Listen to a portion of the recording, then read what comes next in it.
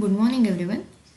So, we have been discussing the relationship between limits of sequences of sets and probability.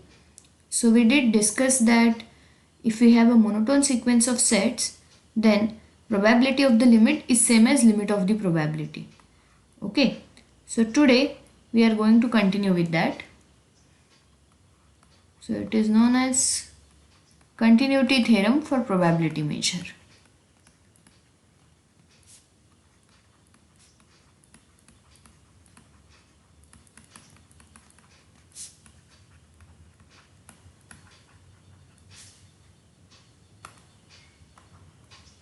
Okay, so we would try to prove that even for a non-monotone sequence of sets, limit and probability can be interchanged. That is, let me write down the statement. So if n greater than or equal to 1 is a convergent sequence of sets,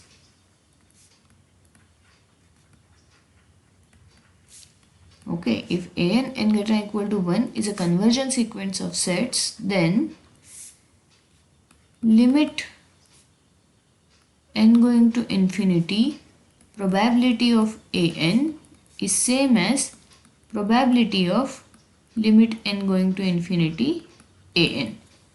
Okay, this is what we are going to try and prove.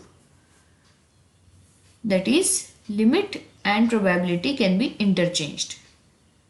Okay. So for the sake of convenience, let limit an be defined as a. Okay, a new notation. So I want to prove that probability of an converges to probability of a. See, there are two things. An is a sequence of sets, okay, and we are saying its limit is a, whereas probability of an, this is a sequence of real numbers between 0 and 1, okay, and we are saying that its limit also exists if this limit exists and the limit is equal to probability of a.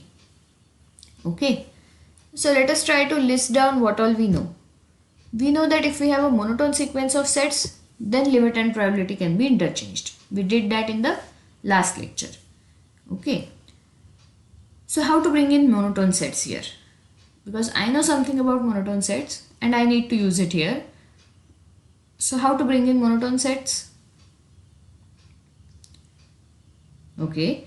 If you remember, when we defined limit of a sequence of sets, we defined it via lim-sup and lim-inf, and we know that in lim-sup and lim-inf, monotone sequences of sets were involved. So let us try to do that. So we know that lim-sup an is defined as infimum, that is intersection union ak, k greater than or equal to n greater than or equal to 1. Okay. Similarly, lim-inf an is union intersection ak, k greater than or equal to n greater than or equal to 1. Okay, and let me call this part as suppose bn. We have used this notation in the past, and this part as cn. So we know that bn is a monotone decreasing sequence of sets, or you can call non-increasing, and hence its limit is intersection over bn. Similarly, we know that cn is a monotone increasing sequence of sets, that is non-decreasing sequence of sets, then and its limit is union cn. Okay, we have already proved it when we were studying limits of sequences. So let us use that. What do we know about an and lim-inf an and lim-sup an? We know that lim-inf an is same as lim-sup an, and we know it is same as a because n is a convergent sequence. Okay. Okay. What else? what do I know about Bn and Cn? Is there any relationship between Bn and Cn? See, Bn is union over k greater than or equal to n ak, and Cn is intersection over same ak's. Okay, so every ak in this intersection is actually present in this union.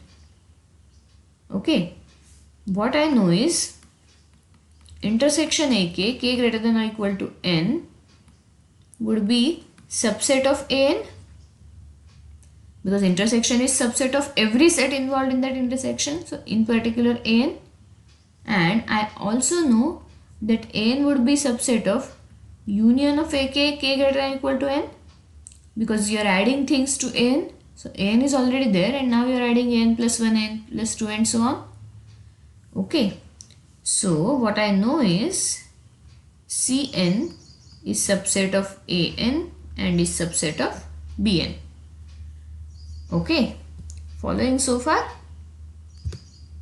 Now Cn, so we know that probability is monotone, that is, if A is subset of B, then probability of A is less than or equal to probability of B. So therefore, probability of Cn is less than or equal to probability of An is less than or equal to probability of Bn. Okay. Now, we have just now said that Cn is a monotone sequence, and we know that Cn converges to lim inf An, which is nothing but A. Similarly, Bn converges to lim sup An, which is again nothing but A. Okay, and hence by the earlier part, that is continuity of probability measure for monotone sequences, probability of Bn would converge to probability of A. Similarly, probability of Cn would converge to probability of A. Okay, let me write that here. So what I have is probability of Cn converges to probability of A, and probability of Bn converges to probability of A. We mentioned that probability of An is a real sequence. Similarly, probability of Cn and probability of Bn are also real sequences. They are not the sequences of sets. Okay. So I have three real sequences such that nth terms of them are arranged in this way, one less than other, less than other. And we know that this goes to some limit, this goes to some limit, and both those limits are equal. Then we are in a setup where we can apply sandwich lemma. So sandwich lemma says that probability of An must also converge to probability of A. Okay, probability of An must also converge to probability of A, because it's kind of, the sequence probability of An is kind of sandwiched between other two sequences which are converging to the same limit. So this also has to converge and to the same limit. Okay, this is exactly what we wanted to prove. Hence we have proved that the probability measure is continuous. By the way, why this name probability measure is continuous? Because this is one of the ways in which we define a continuous function. So you say that if xn goes to x implies fxn goes to fx for every real sequence xn, then we say that the function f is continuous. Okay, this is a real analysis definition of continuity of a function. Okay, non-epsilon delta definition. It is known as sequence definition, if you remember. Hence, by using the same logic, we would call probability as a continuous measure. Okay, so we have established that probability measure is a continuous measure. Now we need to do one more small result. So while defining probability, we defined countable additivity. That is, if we have a sequence of sets where all the sets are mutually disjoint, then we said that probability of the union is same as sum of the individual probabilities. But what happens if we have non-disjoint sets? So let an be a sequence of sets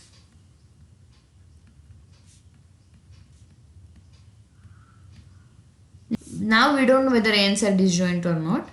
So probability of union an is less than or equal to sum over probabilities of individual an's. Is this what we expect? See, we know that if you have two sets, then probability of A union B is probability of A plus probability of B minus probability of A intersection B, and because this is non-negative, I can write probability of A union B is less than or equal to probability of A plus probability of B. So this is the generalization of the same result, and it has a special name. So this is known as sub sigma additivity. Okay, it's sub additivity, right? You are saying that the probability of union is less than or equal to something, so it is sub additivity. It's not exactly additivity, it is less than addition, and sigma because it is countable. Okay, so let us try to prove this. How would I proceed? Again, let us try to gather what all I know. I know that if I have disjoint sets, then probability of union is same as sum over probabilities. So can I bring in disjoint sets somehow? So we had studied disjointification lemma in one of the earlier lectures. What did it say? What did that lemma say? It said that if you have a sequence of sets an, then there exists another sequence of sets bn such that bn's are disjoint, that is bi intersection bj is equal to phi for every I not equal to j, and then union bn is equal to union an for every finite as well as countable union.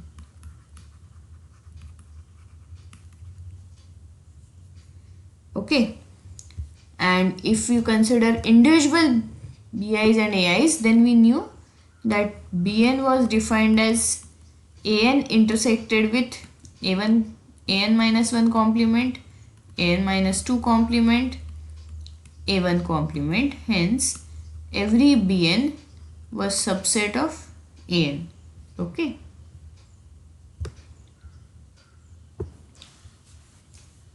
so we'll use that. So what I want to compute is probability of union of an. We know it is same as probability of union of bn. Okay, why? Because union an is same as union bn by the disjointification lemma, and probability of union bn is same as sum over probabilities of bn because bn's are disjoint. And now every bn is subset of the corresponding an, so probability of bn would be less than or equal to probability of an, and since they are non-negative numbers, I have nothing to do, we don't change the order, so we can apply sum without affecting the order. Okay, so we have proved probability of union an is less than or equal to sum over probability of an. This is sub sigma additivity. Okay, we'll see one more similar result.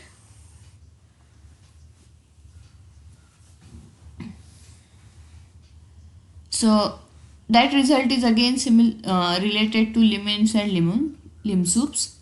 So lim-inf of probability of an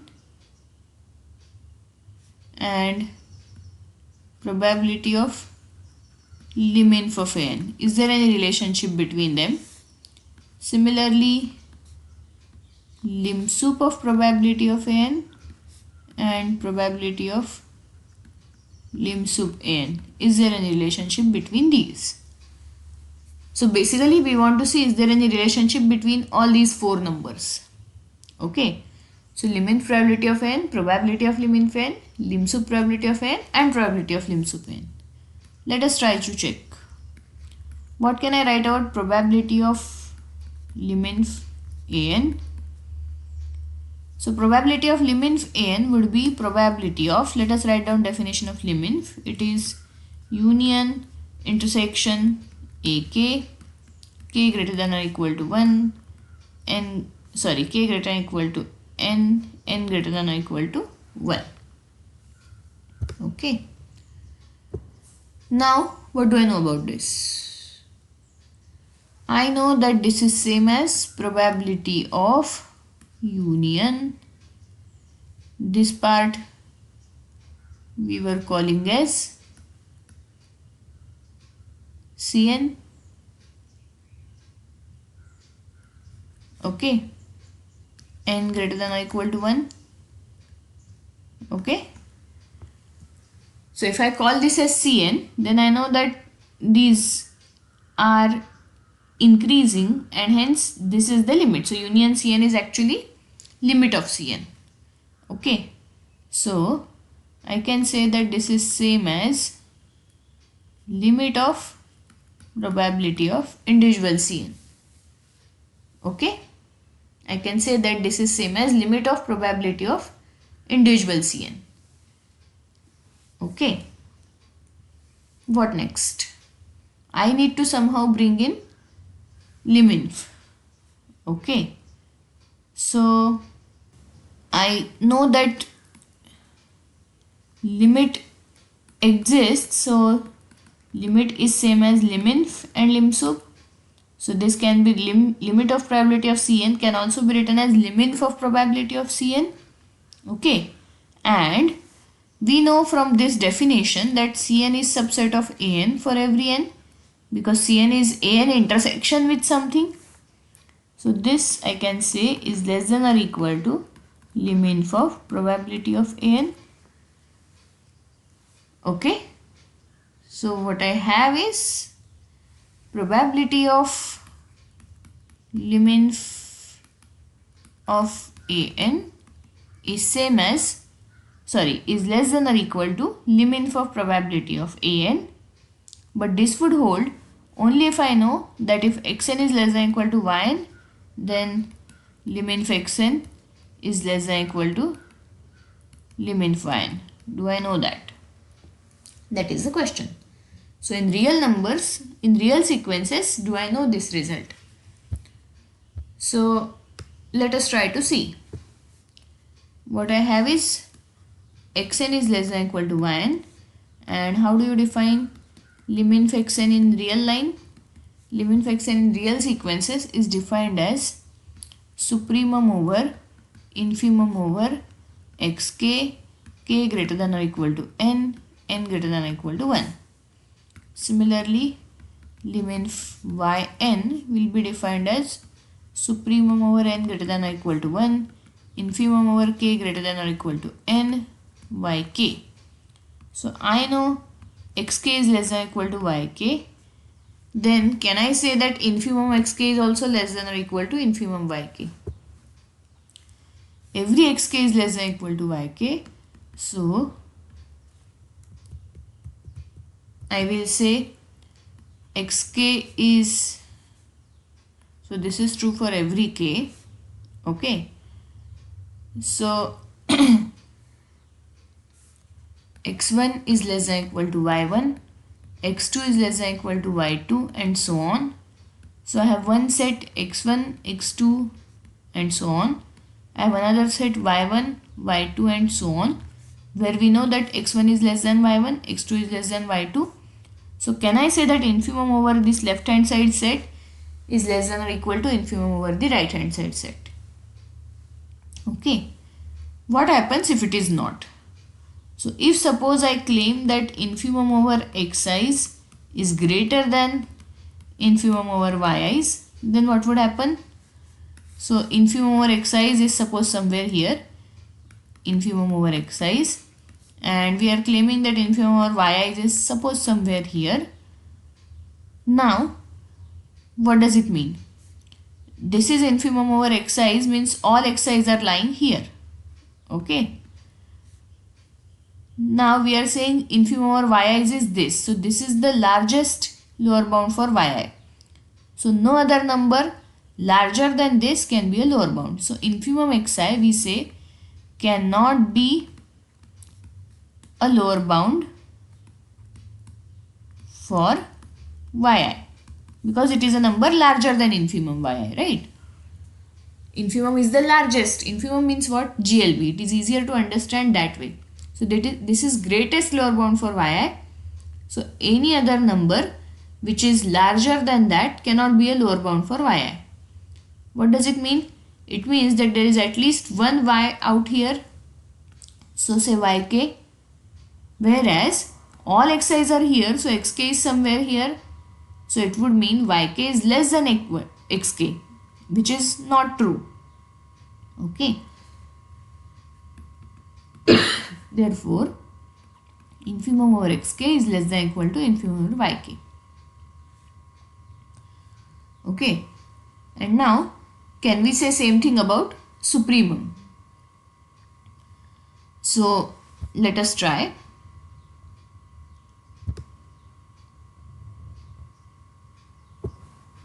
So, if I say something about supremum, so now I again know xk is less than or equal to yk. These are some other xk, yks. If you want, you can call them ak's and bk's because they are themselves now infimums. I want to prove that supremum over ak is less than or equal to supremum over bk. Suppose that is not the case. Again we try contradiction. Suppose supremum bk is here and supremum ak is here. So supremum ak is larger. Supremum is least upper bound. So this is least upper bound of ak means any number smaller than this cannot be an upper bound. So this is not an upper bound for ak. Okay, this is not an upper bound for ak, which means there exists at least one ak here. Okay. Whereas this is supremum of all b. So let me call it an naught. Whereas this is supremum of all bk means all the bi's are here. So bn naught is also here. So it would mean bn naught is less than an naught, which is again a contradiction. So this also holds. Okay. I know I've gone quite fast, but these are real analysis results. So I hope you know those already. So what we have proved is lim-inf probability of Cn is less than or equal, can be written as less than or equal to lim-inf probability of An if probability of Cn is less than or equal to probability of An, and we know that holds. So we have this result. Probability of lim-inf An is less than or equal to lim-inf of probability of An. Can we do something similar for supremum, lim-sup? Okay, so let us try. So what is the definition of lim-sup? Probability of lim-sup An, it would be probability of intersection union ak, k greater than or equal to 1, n greater than k greater than or equal to n, n greater than or equal to 1. So this is same as probability of intersection bn, n greater than or equal to 1. Okay, and we know that bn is a decreasing sequence. So this is same as limit probability of bn, but we also know that bn is superset of an. This limit I can write as lim-sup probability of bn, and because bn is superset, this would be greater than or equal to lim-sup probability of an. So what I have is probability of lim-sup an is greater than or equal to lim-sup probability of an, whereas probability of lim-inf an was less than or equal to. So let us combine all these. So what I have, two results. Probability of lim-inf an is less than or equal to lim-inf probability of an, and probability of lim-sup an is greater than or equal to lim-sup probability of an, plus since we know that probability of an is a real sequence, its lim inf is always less than or equal to its lim sup. So I can connect these four and I'll have probability of lim inf an is less than or equal to lim inf probability of an, which is further less than or equal to lim sup probability of an, and it is further less than or equal to probability of lim sup an. Okay. We are using this relationship that lim inf of any real sequence is less than or equal to lim sup of that real sequence. Okay. And now this result, this is an important result, and this can also be used to prove the continuity theorem of probability measures. See, if an converges to A, if an is any sequence which converges to A, then lim inf an converges to A, lim sup an also converges to A. So I have probability of A here, probability of A here. So of course these two numbers must be equal and they must be equal to the left and right hand side numbers. So these two would be equal to probability of E. Okay, because you are saying that both these numbers are less than probability of A and greater than probability of A. So they must be probability of A. Okay. So this is another way of proving continuity theorem for probability measure. Anyway, if you don't go by this way, still you should know this result. It is important result. Okay. So today I will stop here. Thank you.